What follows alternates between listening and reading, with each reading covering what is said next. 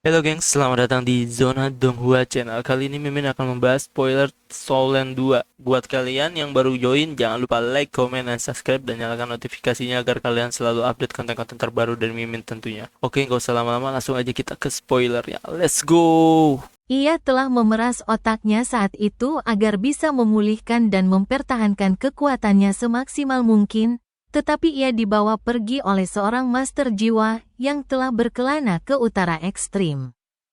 Itulah alasan mengapa semua yang terjadi setelahnya terjadi, dan ia tidak punya waktu untuk menceritakan apapun kepada siapapun saat itu. Dia berhasil menangani urusannya saat ini. Tetapi dia masih sangat enggan dalam hatinya. Ratu Salju. Sebuah suara berat dan serak terdengar, membangunkan Ratu Salju dari lamunannya. Permaisuri Salju memandang ke bawah dari bahu Raja Iblis Salju. Ia melihat Raja Beruang Es menatapnya dengan mata yang sangat tulus. Sang Ratu Salju mengetukkan kakinya pada bahu Raja Setan Salju dan turun dari langit lalu mendarat di tanah. Raja Beruang Es segera berbaring lagi dan menekan kepalanya yang besar ke tanah. Ada sedikit rasa iba di matanya, dan juga sedikit rasa jengkel saat ia menatap Permaisuri Salju. Ratu Salju, panggilnya sekali lagi. Permaisuri Salju mengabaikannya. Sebaliknya, ia berbalik ke arah Raja Iblis Salju dan berkata, "Ahtai, kau baru saja menggantikanku sebagai penguasa utara ekstrim. Kau harus secara pribadi menenangkan suku-suku besar di bawahmu. Dan kau harus membangun otoritas dan kepercayaan secepat mungkin. Pergilah, aku akan menunggumu di sini selama 3 hari, dan setelah 3 hari, kau harus membawa kerabatmu. Ada sesuatu yang kubutuhkan darimu." "Baik, Permaisuri Salju." Raja Iblis Salju Titan melirik Raja Beruang Es, dan secercah kekhawatiran melintas di matanya. Namun, ia tetap mengikuti instruksi Permaisuri Salju sambil berbalik dan pergi. Permaisuri Salju menyaksikan Raja Setan Salju pergi sebelum dia berbalik ke arah Raja Beruang Es. "Ratu Salju, bagaimana denganku? Apa yang akan terjadi padaku?" Raja Beruang Es hanya menyuarakan keraguannya saat ini. Kerabatnya diam-diam menunggu di kejauhan. Dan bahkan para iblis salju Titan telah pergi bersama Raja Iblis Salju. Permaisuri Salju berkata dengan jelas, "Sedangkan untukmu, tentu saja aku punya rencana sendiri. Kau tinggal ikuti aku." "Baik kecil." Raja Beruang Es tertegun sejenak. "Mengikutimu, bukankah kau akan berkultivasi secara tertutup?" Permaisuri Salju melanjutkan, "Aku tidak akan berada di utara ekstrim lagi. Hanya sukumu yang layak menantang Ahtai. Meskipun suku Ahtai secara keseluruhan lebih kuat, kau mungkin masih punya peluang untuk menang. Maukah kau mendengarkannya saat aku tidak ada lagi?"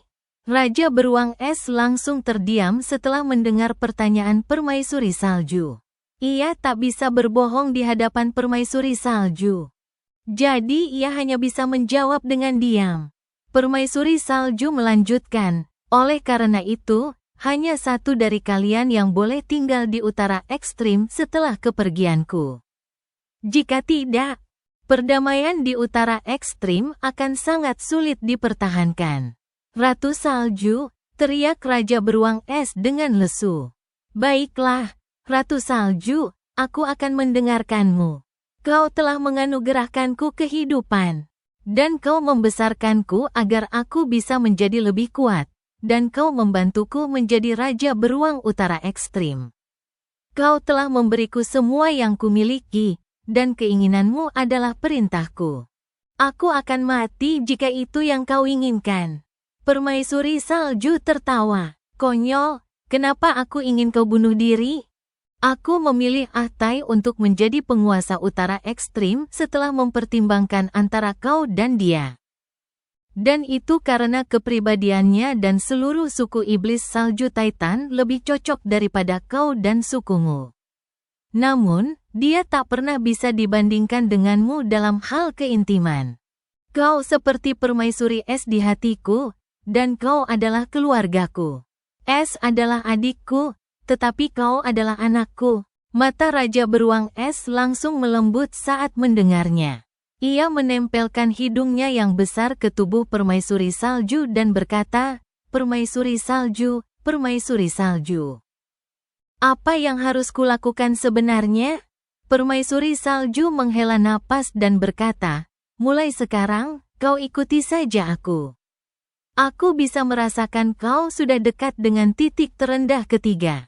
Dan peluangmu untuk melewatinya hanya 30%. Jika aku masih ada untuk melindungimu, mungkin kau bisa melewatinya, tapi aku tidak mungkin bisa tinggal di sini untuk membantumu. Karena itu, kuharap kau bisa memilih jalan yang berbeda bersamaku." Raja Beruang Es jelas tidak mengerti maksud perkataan permaisuri salju. Ia menatapnya dengan bingung, dan tidak tahu harus berkata apa. Permaisuri salju melanjutkan, "Kau akan mengerti jika kau mengikutiku setelah ini. Jalan yang kuhadapi adalah jalan untuk menjadi dewa. Jika aku berhasil, maka kita akan melampaui dunia ini. Dan kita tidak akan lagi terancam atau terpengaruh olehnya. Jika kita gagal, maka kita memiliki kesempatan untuk memilih yang lain. Di benua Douro, sekuat apapun kita, para makhluk jiwa, tidak mungkin kita bisa menyentuh alam dewa. Itulah aturan dunia ini. Ditian memang cukup kuat, tetapi dia masih belum bisa mematahkan kutukan ini. Jika dia tidak bisa, maka aku tidak bisa. Dan kau juga tidak bisa. Oleh karena itu, kita hanya bisa melekatkan diri pada orang terkuat di dunia ini, dan mungkin orang itu yang akan mencapai alam dewa. Dan baru setelah itu kita bisa meninggalkan dunia ini. Aku tidak tahu tentang semua itu, permaisuri salju, tapi aku akan mengikutimu. Apapun yang kau katakan." Raja Beruang Es menggunakan cara paling langsung untuk menunjukkan kepercayaannya kepada permaisuri salju. Permaisuri salju berbalik dan melambaikan tangan ke arah Huo Yuhao. "Kemarilah, Yuhao." Huo Yuhao bergegas melangkah maju dan datang ke sisi permaisuri salju. Permaisuri salju tersenyum dan berkata, "Baik kecil, perkenalkan, ini ayahku." Huo Yuhao masih mencerna keterkejutan dan keheranan yang ia rasakan terhadap permaisuri salju, dan ia tidak tahu mengapa permaisuri salju memanggilnya. Namun, seluruh tubuhnya membeku seperti batu ketika permaisuri salju mengatakan itu. "Ayah, dia baru saja memanggilku apa? Ayah." Ia benar-benar tak bergerak saat itu. Seolah lautan spiritualnya telah berubah menjadi es. Yang lebih penting, ekspresi permaisuri salju sangat tenang dan santai saat mengucapkan kata-kata itu. Seolah-olah ia sedang menggambarkan sesuatu yang sangat normal. Huo Yuhao bukan satu-satunya, ekspresi Raja Beruang Es juga sama lesunya. Sepertinya ada jejak ingus yang mengalir dari hidung raksasanya. Ayah, istilah itu juga asing baginya. Ia tidak tahu siapa ayahnya. Kalau tidak, ia tidak akan dibawa pergi oleh permaisuri salju.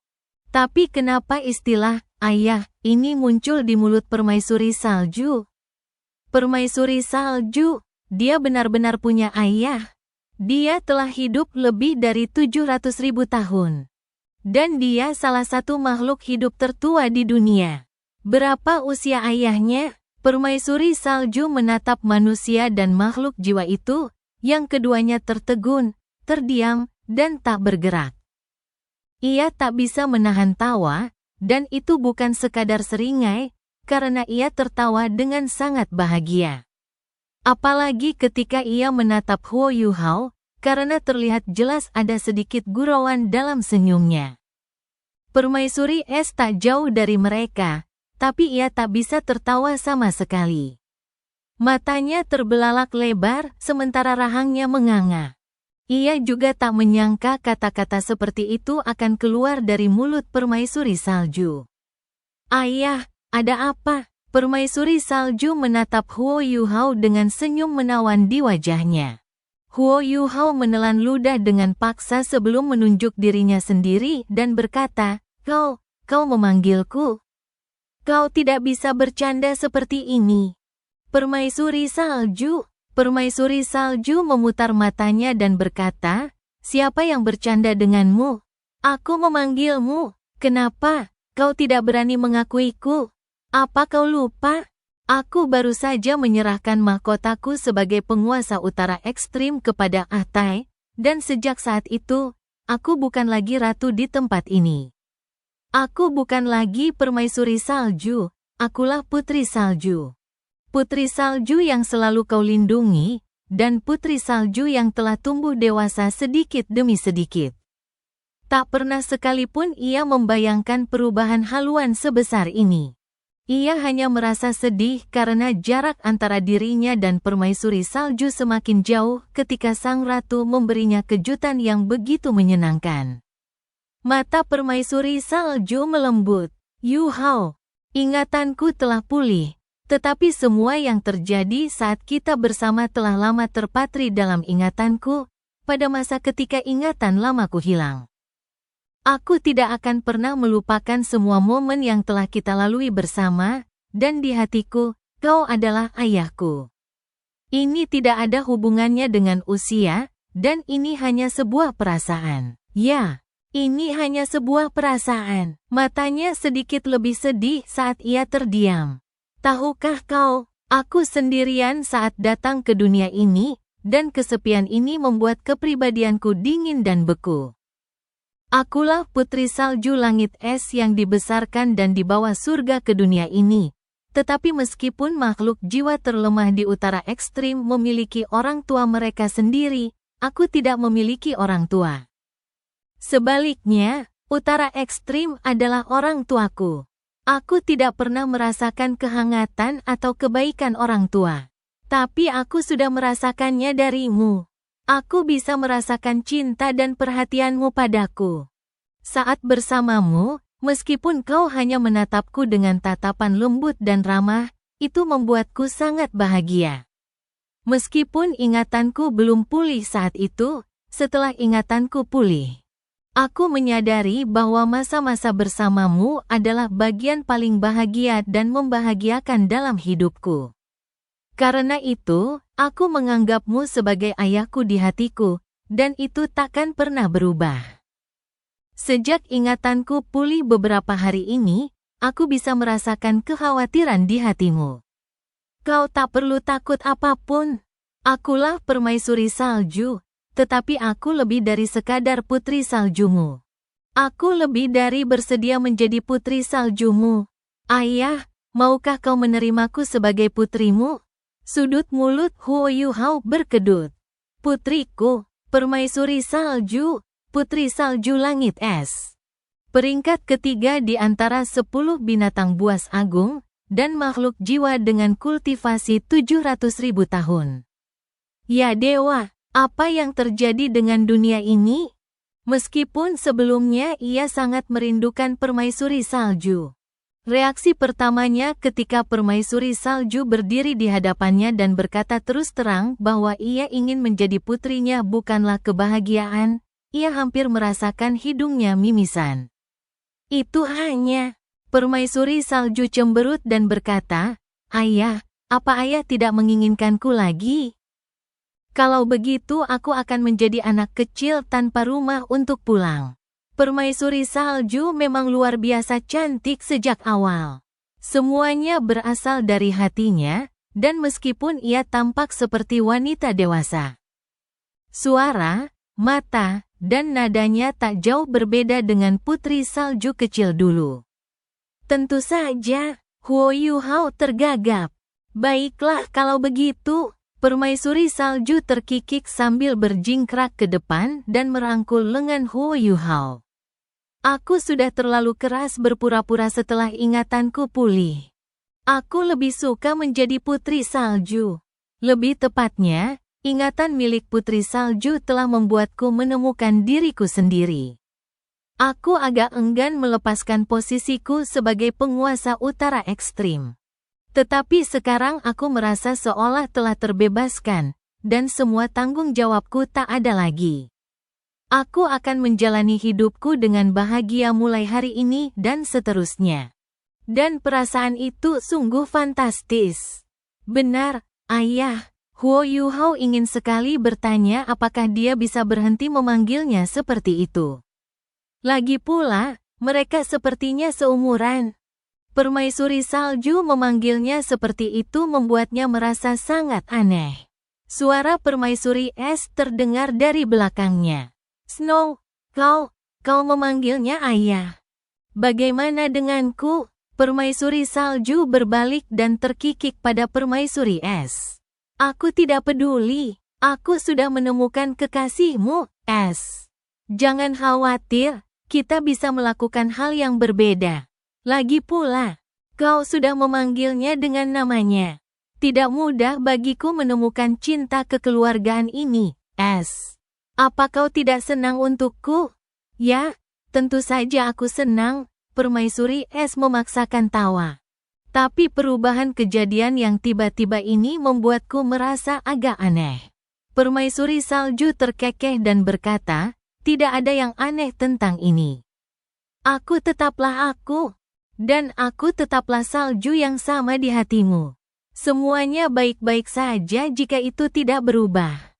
Baik kecil, tunggu apa lagi? Cepat dan sambut kakekmu. Bukankah kau selalu ingin aku menjadi ibumu? Baiklah, aku bersedia menerimamu sebagai anakku. Kakek. Raja Beruang Es menatap Huo Yuhao dengan tatapan kosong. Ia jelas tahu bahwa Huo Yuhao adalah manusia. Namun, Permaisuri Salju, yang sangat ia hormati, justru memanggil manusia seperti ini sebagai ayahnya. Itu hanya, Huo Yuhao merasa sangat aneh. Tiba-tiba ia punya seorang putri hari ini. Dan putrinya terasa sangat formal, dan sekarang ia punya seorang cucu. Ia bahkan belum menikah. Ia bingung harus tertawa atau menangis. Semuanya terasa aneh. Tetapi ia tidak bisa tidak mengenali Permaisuri Salju sebagai putrinya. Anak baik, Permaisuri Salju menepuk hidung Raja Beruang Es, lalu melambaikan tangan kanannya ke udara dan menunjuk. Sebuah kristal es biru tua melayang di depan Raja Beruang Es. Ini hadiah kakekmu untukmu. Raja Beruang Es tertegun sejenak. Ketika ia berhasil melihat apa yang ada di depannya dengan jelas. Matanya langsung melebar. Itu esensi es misterius yang beraneka ragam. Permaisuri Salju mengangguk dan berkata, ya, bagaimana? Bukankah kakekmu murah hati? Dermawan? Ya, dia sangat dermawan. Salam, kakek. Terima kasih, kakek. Cara dia menyapa Huo Yuhao jelas terdengar jauh lebih halus kali ini. Raja Beruang Es menatap esensi es misterius beraneka ragam sambil menelan ludah berulang-ulang. Tampak seperti akan meneteskan air liur. Akan tetapi, sebelum dia dapat mengangkat cakarnya untuk mengambilnya, Permaisuri Salju menarik kristal es itu. Kau harus menunggu sebentar, dan kau belum bisa menyerapnya. Ini akan digunakan untuk menstabilkan asal kesadaranmu. Begini saja, izinkan aku menjelaskannya kepadamu sebagai ibumu. Ais, bibimu, dan aku telah menyatu dengan kakekmu. Sederhananya, kami telah mengasimilasi sebagian kekuatan kami dengan kakekmu. Kau sudah merasa bahwa kakekmu adalah manusia. Dia adalah manusia paling berbakat di dunia saat ini. Permaisuri Salju berkata dengan serius, di masa depan, kita akan berusaha sebaik mungkin untuk menjadi dewa.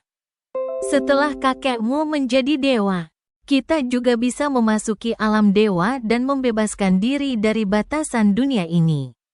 Inilah mengapa kau perlu menyatu dengan kakekmu. Setelah menyatu, Kau bisa menggunakan esensi es misterius beraneka ragam ini untuk memastikan indera spiritualmu terlindungi. Semuanya akan baik-baik saja seperti ini. Baiklah, Bu, terserah Ibu saja. Aku akan mendengarkan Ibu. Aku tahu Ibu tidak akan menyakitiku.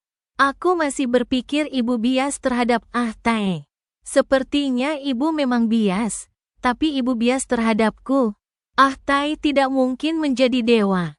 Hahaha, aku senang sekali. Hati Huo Yuhao tak kuasa menahannya. Raja beruang es ini hanya berpikiran satu arah. Apa dia tidak khawatir tidak bisa membuat terobosan yang sukses? Saat ini, dia mengerti mengapa permaisuri salju ingin menyerahkan posisi pemimpin dataran es di utara ekstrim kepada Raja Setan Salju Titan, alih-alih Raja Beruang Es. Permaisuri salju mengangguk dan berkata, "Baguslah asal kau bersedia, karena ini melibatkan pengorbanan tubuhmu sendiri, kau harus benar-benar bersedia melakukannya. Kau tidak bisa dipaksa sama sekali." "Aku tidak dipaksa. Aku sama sekali tidak dipaksa," kata Raja Beruang Es dengan gembira. Permaisuri salju berkata, "Baiklah, kau harus kembali ke sukumu untuk menceritakan semuanya kepada mereka. Setelah kau pergi kali ini, aku khawatir kau tidak akan punya waktu untuk kembali lagi." Baiklah, Raja Beruang Es setuju sebelum berbalik dan bergegas pergi. Permaisuri Es tertawa. Bayi kecil benar-benar naif. Dia tidak berubah selama bertahun-tahun ini. Dia benar-benar percaya padamu. Permaisuri salju tersenyum dan berkata, "Ayah telah membentuk inti jiwa. Dan kekuatan spiritualnya cukup untuk menampung roh lain. Mari kita ambil tempat ini dulu sebelum dia memberikannya kepada mata rohnya." Dengan kemampuan bayi kecil, dia bisa menjadi cincin jiwa ke-8 dan ke-9. Ketika ayah berkultivasi hingga mencapai 8 cincin, dia bisa menyatu sepenuhnya dengan bayi kecil. Setelah itu, aku akan membantu bayi kecil menekan sebagian kekuatannya dan menunggu hingga ayah mencapai peringkat 90 sebelum membiarkannya menjadi cincin jiwa ke-9 dari jiwa bela diri es tertinggi ayah. Aku yakin dengan esensi es misterius beraneka ragam yang ada. Huo Yuhao menunjukkan senyum pahit di wajahnya. Permaisuri salju, bisakah kau berubah? Permaisuri es langsung mengangguk. Ganti saja. Aku juga tidak tahan.